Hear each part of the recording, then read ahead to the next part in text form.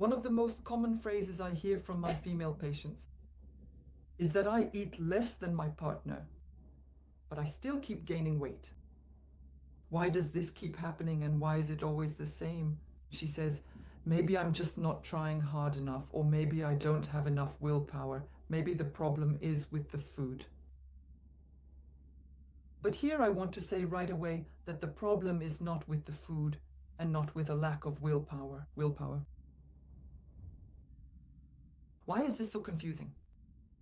Most women really do eat less than their partners.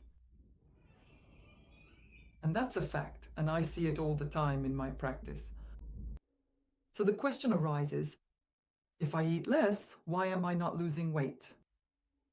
Well, the system doesn't work that simply. Eat less, then weigh less. That's not how it works at all. And why is it especially women? Here it's important to mention one fundamental thing. Women, for the most part, usually have much less muscle mass than their partners, on average. And as a result, she has a completely different metabolism. And muscle mass is the main driver of metabolism. It determines how much energy the body burns at rest. And so, yes, if there is little muscle, the body burns little energy at rest. And indeed, a person may eat very little compared to their more muscular partner and still gain weight. And this is not at all the woman's fault, it's just physiology. What other things are a significant problem? In most cases, the problem isn't that a woman loves to eat or enjoys food. The core of the problem is that food gradually and inevitably becomes the single most stable and reliable source of pleasure in a person's daily life. And this doesn't happen suddenly.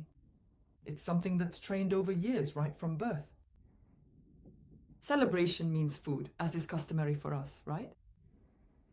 And sadness means food. Reward is food, comfort is food, and gradually food stops being just food and becomes a way to regulate and support the nervous system. And so we come to the point of why diets don't actually work.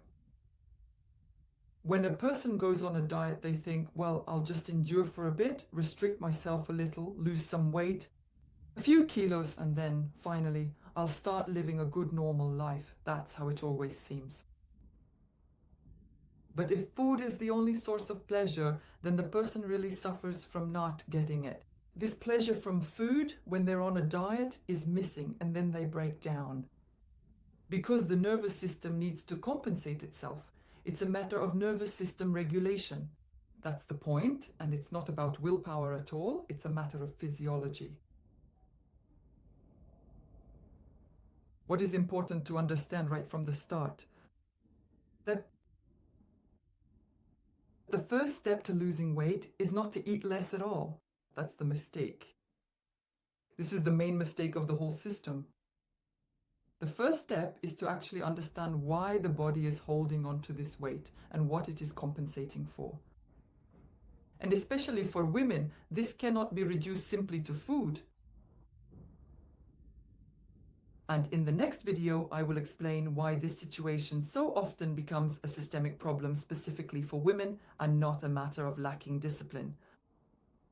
And why the demands placed on women's bodies today are absolutely incompatible with real life.